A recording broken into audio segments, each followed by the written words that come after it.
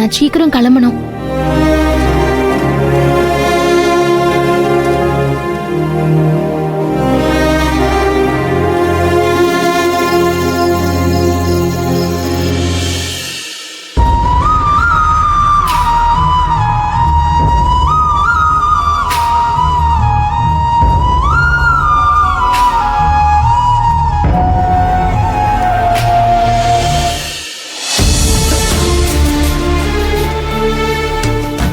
என்ன பண்ணிட்டு இருக்கீங்க?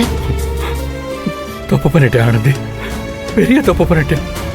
என்னமோ தெரியல, காலையில அம்மா மார்க்கெட்டுக்கு கிளம்பும் போது எனக்கு கூட போகணும்னு தோணுச்சு. அதனாலதான் நானும் வரேன்னு சொன்னேன். ஆனா அம்மா கோவப்பட்டு வரக்கூடாதுன்னு சொன்னதும் போட்டுன்னு விட்டுட்டேன். இதான் ஆனந்தி, இதான் உனக்கு எனக்கு இருக்கிற வித்தியாசம்.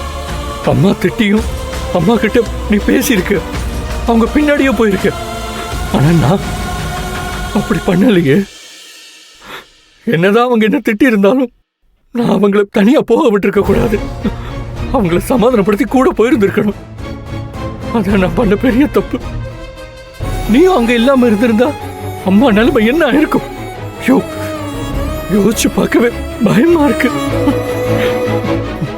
எங்க அப்பா போனதுக்கு அப்புறம் தனியாடா அவங்க எவ்வளவு கஷ்டப்பட்டாங்கன்னு எனக்கு தான் தெரியும்.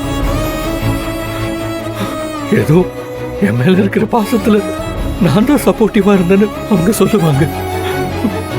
ஆனா உண்மை அது இல்லை. அவங்க தனியாளா போராடினாங்க. இந்த மாதிரி ஒரு பெரிய சிட்டியில சொந்த பந்தம்னு எந்த சப்போர்ட்டும் இல்லாம ஒரு பொண்ணையும் பையனையும் வளர்க்கறது அவ்வளவு சாதாரண விஷயம் இல்ல ஆனந்தி. அவங்க கோவப்படுவாங்க, திட்டுவாங்க. ஆனா அடுத்த நிமிஷமே எங்க கிட்ட வந்து கொஞ்சுவாங்க. எல்லாமே எங்க மேல இருக்கிற பாசம் அக்கறையும் மட்டும்தான். எங்க அம்மாவுக்கு அவங்க வளர்த்த பசங்க தப்பா போயிடக்கூடாதுங்கிற பயம். நான் அந்த பயத்தை மதிக்காம விளையாட